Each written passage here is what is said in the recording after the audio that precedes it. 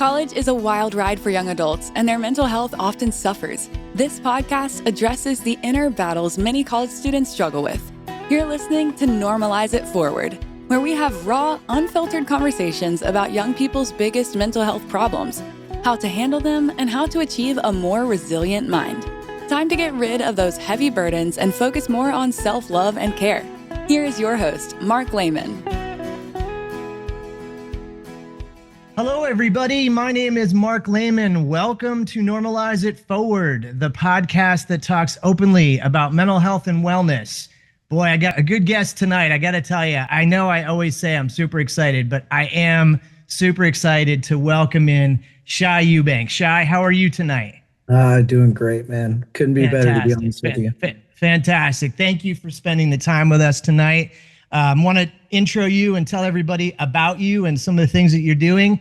Shai is a country rock singer, songwriter, and producer from Memphis, Tennessee. He blends gritty Southern storytelling, hip-hop cadences, and rock energy. He gained early recognition as the frontman of Savage After Midnight. He's now a solo artist and has released independent singles this year, including Barback, None of My Business, and Sentimentals. Great tune. His lyrics capture raw life experiences from growing up in poverty to personal resilience, rooted in authenticity and storytelling. Shai combines his raw musical talent with relentless entrepreneurial drive. He owns 11 roofing companies, a genetic testing firm, a river tubing outfit, 5 cabins, sunglasses brand, fake apparel, and collaborating on a distillery. I'm tired just reading that list, Shai. Charismatic and unapologetically bold on social media, Shai's persona belies a deep respect for women. He emphasizes the powerful women in his life guide and ground him daily. Beyond music, he's committed to giving back. A forthcoming album will donate all proceeds to breast cancer awareness in honor of friends affected by the disease. Very cool. With over 30 songs written, I can't wait to hear the rest of them, by the way, and new projects also underway, Shai Eubanks is more than a country singer. He's a multifaceted entrepreneur, artist, and survivor who continues to challenge expectations and live fearlessly. Shai, welcome. How are you tonight? Wow, what a reception. That's good, right? Yeah, it's great. It's great. You got your hands on a lot of different things. Honestly, I don't know how you keep track of it all. Yeah, you just wake up every day. You actually go to bed, writing down a list, wake up every day and just start checking things off the list, adding to the list, and you just keep going. I love it.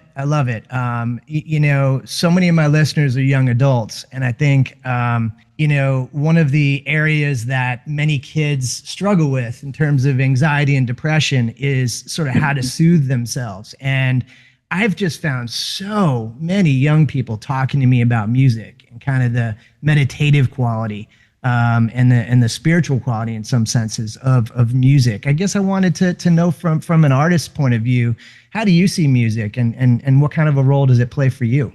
So I suffer from just short-term memory loss. So I don't remember a lot of things. I'm constantly having to remind myself. So any of you guys that are out there that are feeling like you're forgetful all the time, or you feel like less intelligent because you just can't remember things as well as other people, you're not. It's a very normal thing.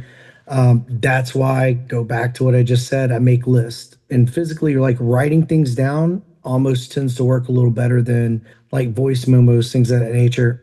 But as it transfers into music, when I hear a song, I've always had this, it would jog certain parts of my memory and allow me to remember these things that I've went through in my life. And to be able to give that back to somebody is really special to me. So I write my stories as a way to remember them, but also share those stories.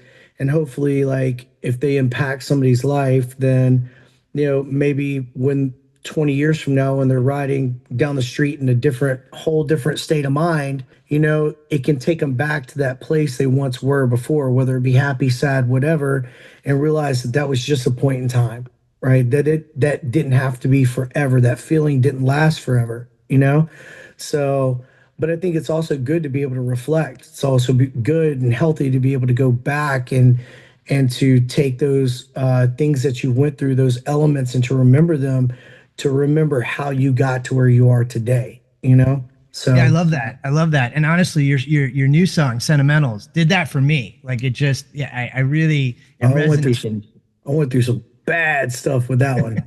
Bad.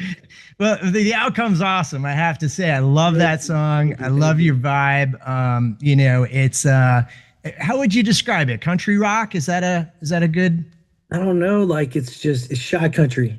shy country? There you go. All right, You there know, you go. I like it. I did rock for years and years and years, and I actually went into you know, going to do the solo record, and I was in the studio with my buddy Andrew Bayless, and we were working on a couple songs, and I went in to track the songs, and I was like, whoa, whoa, whoa. I was like, recut that. And he's like, what? And I was like, my Tennessee's coming out. And he's like, yeah, well, we're keeping that.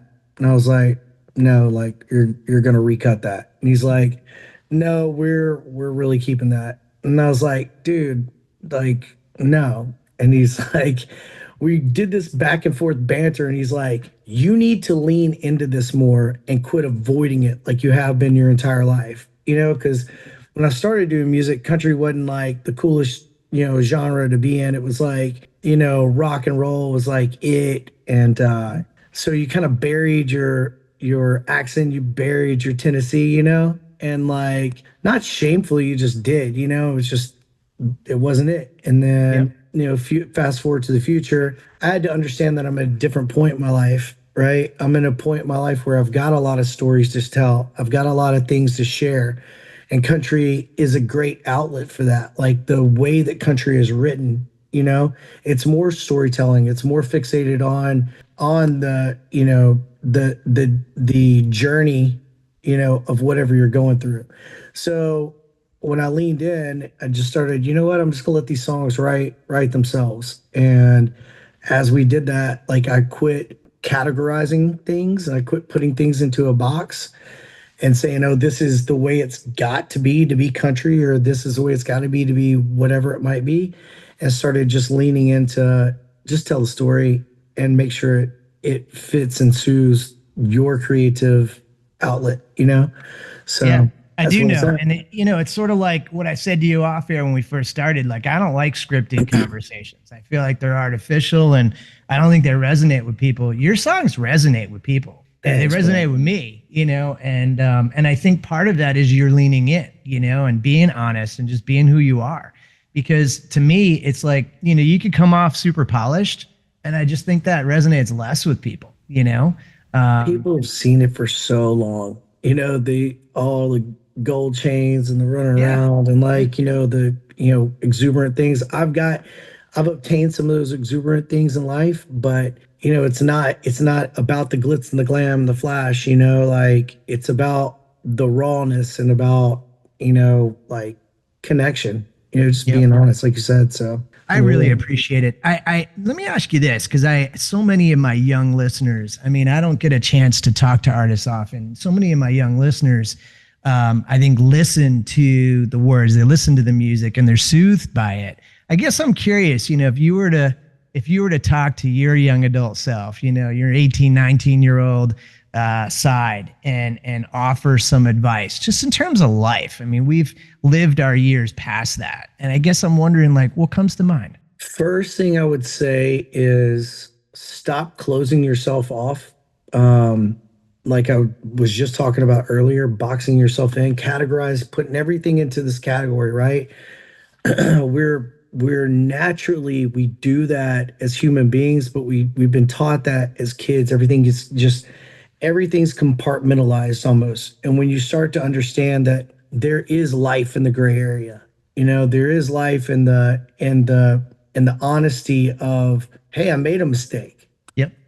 Hey, like be forthcoming with it, because those mistakes are what actually those mistakes how you I don't know how you react to those mistakes are what really create the person you are, right? Mm-hmm. Mm-hmm. So I would look back at myself and say, stop trying to hide as many things Mm-hmm. and start being more open and forward about your mistakes and about your journey, Mm-hmm. right? Because you're going to be more respected for that honesty and transparency.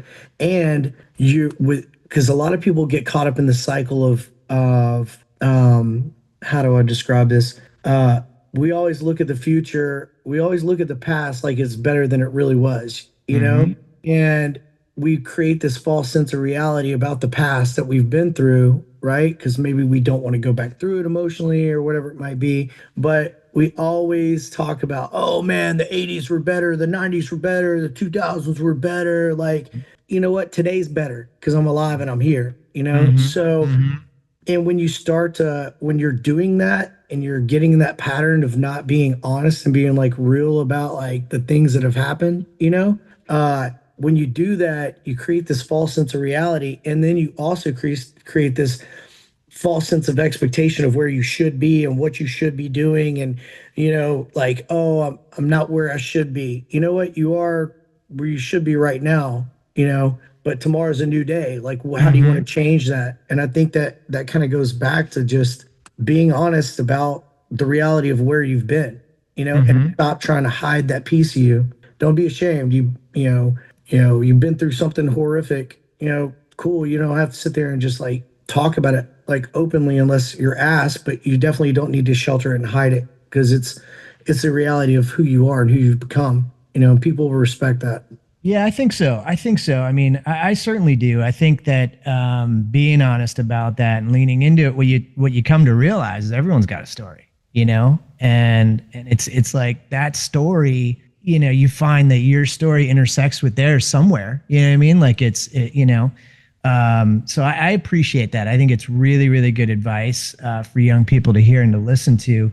I'm curious, you know, the phrase mental health and wellness. I think it's sort of like a buzz phrase that's being talked about a lot. The mental health of young people today is not great. The anxiety numbers are up. The depressive numbers are up.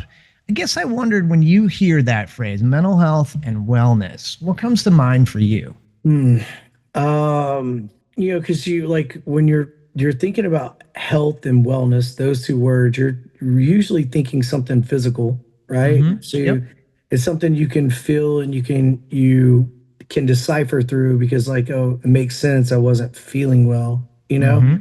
And a lot of people, like, I think they take mental health. I don't feel like they exercise their mental health and they work on their mental health as they should.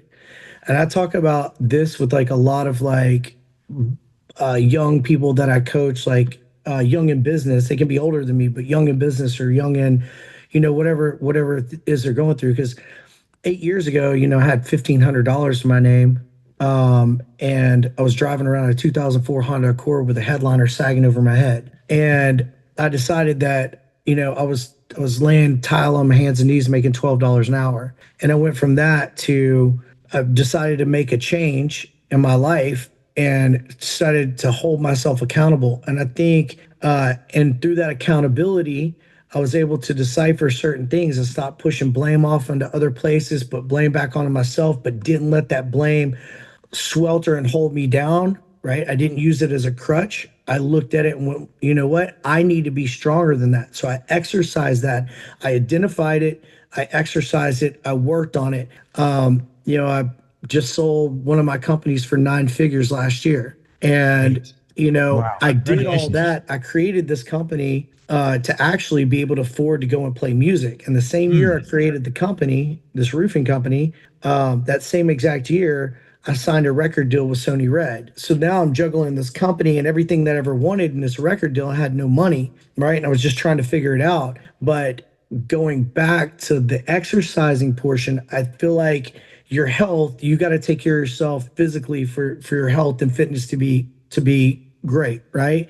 And I feel like mental health is skipped out on in that aspect. I feel like that a lot of people they say okay, they identify what it is, but they do nothing about it, right? I feel like it's something that needs to be worked on in order for it to be strong. And I feel like when people don't work on it and they negate that piece of them and they don't work to either maybe working on it means surrounding yourself with people that aren't going to put you down and that raise Right. you up. Maybe working on it means positive affirmations to yourself, like get up in the morning, look in the mirror and say, I'm going to do this. Maybe working on that means that everybody said what you're doing is not going to work, not going to work, not going to work. And you're beating yourself up, battling yourself, going, well, if everybody says it's not going to work, maybe it's creating small ways for you to win so that you gain the confidence that you need and you develop that mentality, right? To grow and to move and to surpass other things. Like, I don't listen to anybody now. Like, you tell me I can't, I'm going to show you I can, But it wasn't always that way with me, right? At some points in my life, it was, are they right? Am I really a loser? Because I grew up with nothing. I grew up in North Memphis in the hood, and we had nothing. I didn't even know until I got older, like, that how much we really didn't have, you know? And then I start to get outside of my neighborhood as I'm becoming a young adult, and I start to look at what everybody else has got. And I'm like, then I start to feel bad about myself. I'm like, oh man, like, I'm poor. Like, and then I start to go into this victim mentality and this crutch that I think a lot of people fall into, right? And it's, you have to work on your mental health like you work on anything else. Anything that you want strong in your life, to me, needs to be a process that is worked on. It needs to be something that you actually, you don't just avoid. You don't just sit there and say, oh, this is just the way my life is. You're allowing your life to be like that. You've got to get out there and work on it, Yeah, well said. Well said. I have to pick up on something you said earlier, just now. You were talking about building your self-worth and that really sort of freeing you, and freeing you from judgment from other people's. God, that is so important. There's a transition. You made it. There's a transition from like listening to everyone to listening to nobody, and working on yourself. And obviously that's worked out for you. So it's great advice. I think it's quite a story, Shai. I mean, I think that, in many ways, your success should be a role model story for young people to recognize. Because I think, one of the areas I talk a lot about in this podcast is social media. And, I find that so many young people are so obsessed with how they're viewed on social media and who's viewing them, who's liking them, who's following them, who's this, that they start to lose sight of themselves, I agree. And so I'm glad you brought that up. I think it's tremendous, suggestion. And I think just the concept of how you internalize that and then shifted from listening to everybody to listening to nobody. And the change that comes out of that is huge for people. So appreciate you putting that out there. Yeah. Absolutely. Are you, in terms of, I guess I'm wondering, in terms of what you do as a musician, you're around your businesses and you're around your music, and you really captured just now sort of how they kind of intersected when you sold a business and it gave you the ability. I guess I'm wondering, where would you say your real passion lies? Oh, 100% music. 100%. Everything I've done, everything in my life is to be able to afford to play music. Nice. It doesn't matter. Like, I mean, it's been a wild ride, like wild. I mean, we toured forever in a 15-passenger van, touring around playing with like every rock band out there, from Sick Puppies to Shinedown to Papa Roach to you name it. We played with them, shared the stage with them, arenas. And I mean, we're driving around a 15-passenger van so broke, we're literally warming up raviolis on the motor of the van, right? Like, to going from that to going, okay, this ain't it. Like, I need to take a step back and punt. I think that's another thing. I think a lot of people are afraid to hit the reset button. They're afraid that they've traveled this far down the road, that if they let something go, that it's gone forever. Well, it's like, there's a fine line between quitting and resetting, right? Yep. I had to take a reset. I was like, okay, why is this not working? Well, you know what? My song sucked. Like, we could get up there like Chuck E. Cheese and dance around on the stage all day long, but we weren't connecting, And so I had to look at that. And then I had to look at, okay, how can I afford to push this music? Everything takes money. So then I was like, well, if I've got the same problem, right, and I want to be on the road, I know there's other artists out there that are craving the same thing. Yep. That's when I built the roofing company. I built a community that was able to support each other, right? And So like guys would go out on the road, other people would pick up their workload while they were gone, split commissions, whatever it had to be. I developed a system, and it was all really kind of selfishly made at first because it was so that me and my bandmates could go in and afford to be out on the road and not stressed out when we came home and like, our lives are falling apart and we're trying to pick them back up. So Good for you for doing that. I mean, it's, sounds like a rough way to live and a much easier way to live. So, I mean, it takes a lot of grit, I'm sure, to get there. Oh yeah. Like, I mean, I would get up in the morning and I'd get up in the morning and I'd work construction until at 6 o'clock in the morning, get out there, work construction until like 3 or 4 in the afternoon, get out, go to rehearsals, get out of rehearsals, take a nap, and go in. And I would go in at 7 or 8 o'clock at night. I can't remember. And I'd wash FedEx trucks till 1 o'clock in the morning. Wow. Literally 6 days a week. And then the other days I would pick up any kind of odd and end work I could, in order to build up the bank that it was going to take to like start, progressing forward. Good for you. So just gotta have that. You gotta have that drive. If you want to change, you can't look at everybody else and what they're doing because their path is different than yours. I went to, I think 15 or 16 people trying to get a loan. I was like, yeah, I can take $100,000 and I can turn it into $1 million. Yeah, just loan me 100 grand. And nobody would give me the money. Like none of my friends that were, doing well for themselves. And at first I was like, oh, it's because of my neighborhood, where I came from, where I grew up, it's because I grew up in Raleigh, they don't trust me, I'm just some poor dirtball kid.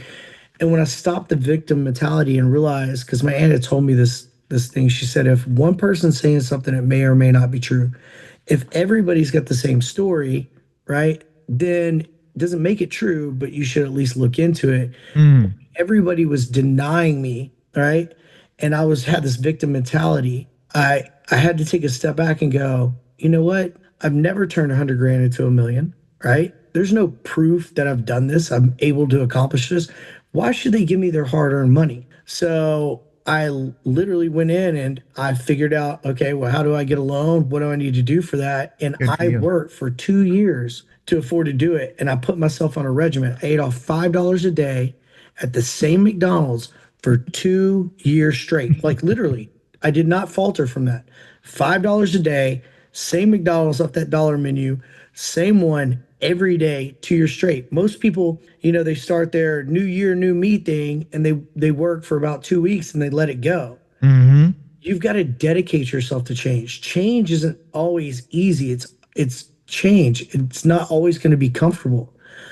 But usually not comfortable. Right. And this is something I tell a lot of people too on this is I look at stress differently. The way I look at stress as an indicator, right? So, when you're a kid and your hands hurt and your knees hurt and your ankles hurt and you look over at your parents, you're like, my whole body aches. And your parents are like, well, those are growing pains. So it's a physical stress, right? I can feel that, right? But I know I'm growing. So now the way that I look at stress is if I'm stressing, I'm growing in some aspect. If, I'm watching this happen, I'm loading this plate, I'm putting the stress load on myself so that I can become something greater, right?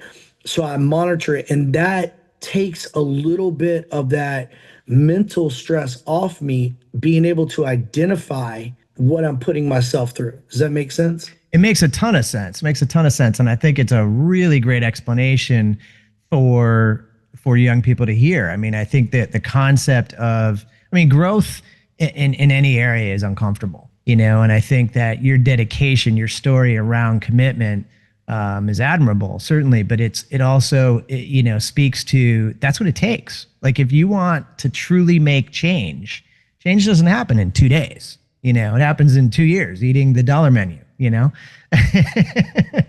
Let me ask you a question, because you've been such a good egg about this. I created your intro through a lot of research I did on my own. I'm curious about the breast cancer awareness. I felt like there's a story there somewhere, and I'd be remiss if I didn't ask you about that. Tell me a little bit about that. So a lot of the most powerful people in my life that I've surrounded myself with are women, like my best friend Shannon Guns from Sirius Satellite Radio. She and I, like when we didn't have anything in our lives, we had each other, Nice, and when nice. nobody else believed in me, she was standing beside me the entire way. Um, my previous manager, she was a great friend of mine, Tracy, like she was amazing and like helping move things forward with me. My aunt, she actually committed suicide, but she was my best friend So growing sorry to hear up. that. Yeah. It Goodness. is what it is. And Yeah. she was a huge part of my life. I've been surrounded by all these positive women, Hmm. throughout the years. My right hand right now, Lisa Foster, I couldn't operate without this woman. Literally could not function day to day without her. She is me. She knows more about me than I do, right? And there's been breast cancer has been like, ravaging the lives of women for like forever. And I want to do a record where I guess all the features on it are all female features. And then we take all the proceeds from that and donate it all to breast cancer awareness. I love it. I love it. So that's in the works too. We're working on a ton of stuff, but that is that's a passion project of mine that Good I'm for not going to you. let go of until it manifests correctly.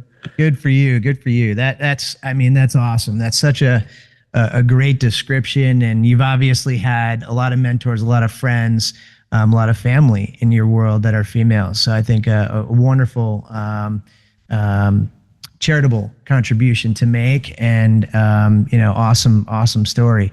So you've mentioned your you call it aunt, we call it aunt up north, right? Yeah. And I'm curious, she sounded like a real impactful individual in your world, and unfortunately her life ended that way. I guess I'm wanting to ask you a little bit about that. What can you tell us? Yeah, I'm completely open to talk about it. I actually have a Appreciate it. song on the record called Juliet, that's going to be coming out that actually speaks to it. My aunt was my best friend. She was obese. She God, it's crazy. She lived with my grandmother. She only had sex once in her life. When she did, she got pregnant. So, and then that guy left her with a baby to raise. No father figure in my cousin's life. And my grandmother and my aunt, they were more like sisters than they were like mother daughter, you know? Mm-hmm. Mm-hmm. And my aunt was just always in my life, right? Like everything that I did, she was my biggest cheerleader, biggest fan. My failures, she picked me up, brushed me off, stepped me back out there. She wasn't the nicest at all times to me. Sometimes she gave me that tough love, but it's what I needed. Yeah. And she was literally my best friend. Well, through the years, as you get older, you start to separate, just from your parents and from like some of your loved ones as you venture off and you're becoming an adult Sure. yourself and you're figuring things out. Well, she was having a hard time with that, because my cousin was growing up, getting out of the nest. They're going through those tiffs as mother and daughter do. And my grandmother got really sick, and she was in her later years of her life, and they ended up having to sell. The only asset they had was their house in Fraser, which is not the greatest area, and they had to sell it in order to be able to try to take care of my grandmother. They moved Mm-hmm. into an apartment, and my grandmother passed away. When she passed away, and my uncle also killed himself. That's a whole nother thing. Mm. So her brother did. Mm. And so there was a lot of that going on, a lot of emotions. Well, after my grandmother passed, my cousin, being out, she was literally just by herself most of the time as life was just splitting things apart. And Mhm. she was lonely, Yeah. and we're young and we're growing into the adults we're at. And she didn't say anything. Mm. She held it all internal, Mm. kept it to herself. We had no idea that she would do what she did. And I feel bad that we didn't check in more. Like it that has definitely been in my head. Mhm. I don't allow myself to beat myself up about it. but I can't lie and say that it hasn't emotionally struck me, Sure. feeling like I could have done more. Yeah. Um, but she ended up, she started driving a short bus for handicapped kids. Mm-hmm. And because of her obesity, she had diabetes. Mm-hmm. Well, that was the only thing that kept her going, was the fact that she would get on this bus and help all these like little kids, Mm-hmm. through their Mm-hmm. ailments, kids that are getting picked on in school, and like coach them, it's okay. And like she was just the Big best. heart. Big heart. Yeah. Huge heart. Mm. But since the diabetes kicked in, they took over, she started to go blind. Mm. And then she no longer could drive Yeah. the The school bus. bus. Yeah. And so she overdosed on her insulin and killed Mm. herself. Mm. And yeah, it was pretty tragic. Yeah. And So so I sorry to got the hear that. song. You know what? Yes. Like, it's taught me something. I didn't go away from that with nothing. It taught me that you you can't always. It's like everybody out here looking at these Instagram people. Oh, we got to be like this. We got to be like this. And it's like messing with them mentally, that they're chasing this possibly unobtainable in their head goal. You know. Mm-hmm. But Mm-hmm. you also look at the other side of things. Maybe people are hiding things that they shouldn't be, Yeah. right? Like my aunt, Yeah. so, she was one of the best. Like, I'm getting chill bumps, bro. Mm. She was like Mm. literally one of the best human beings in my world, and one of the most impactful in my world. Mm. But, I didn't let her passing go in vain. It's taught me a lot, Mm. and those Good. are the things that I carry forward. And, just like your podcast. So I'm really Yeah. appreciative of being on this podcast. Oh, So thank you goodness. for letting me voice this. We're appreciative of you being here. She sounds like an amazing person. And, suicide is a topic that comes up all the time on this podcast. And I feel like so many people have been impacted by loss. And so many people have gone through their own story and their own journey. And, like you said, there needs to be learning. There needs to be conversation. I mean, one of my biggest pushes to create this podcast is to just get out there and talk more about mental health issues. Because what the fact is, most people have something they're dealing with. You know what I mean? So to me, there's no shame in talking about it and connecting with people and letting people know, hey man, like, I'm human. I got flaws. We all got flaws, I'm so thankful you had the years you had with your aunt. Obviously, we would have loved more, but I'm thankful she was, such a wonderful human being in your world. A lesson that we can all learn is, check on people even when you're not sure, if they're all right. Just throwing them a, hey man, you all right? You okay? You don't look good. Is everything all right? I think we got to get more comfortable with that, and just the same, if someone's not all right, they got to get more comfortable with saying, hey, Shy, I'm not in a good spot, man. You know what I mean? Can we grab a coffee or something? Yeah. People will be there for you. And, I find that remarkable that I've heard stories over and over and over again over the years about that. People call a friend and immediately they put the brakes on and they're like, yeah, man, meet right now. Let's go. Let's meet right now. Because to me, there's nothing more important than your safety, and your health. So I appreciate you telling that story. I'm hoping that young people hear it and they recognize that, I know it's a little cliche when you hear people say you're never alone. You're not. You shouldn't be, and there are people out there, good people out there like you, Shy, that can help, that can listen, that can really be there. So I appreciate you spending time with us today. I mean, I know you're super busy. One thing I've learned just by talking with you, and I don't know, it's just me as a music listener, is that you sort of have this image of artists, music artists and athletes in particular.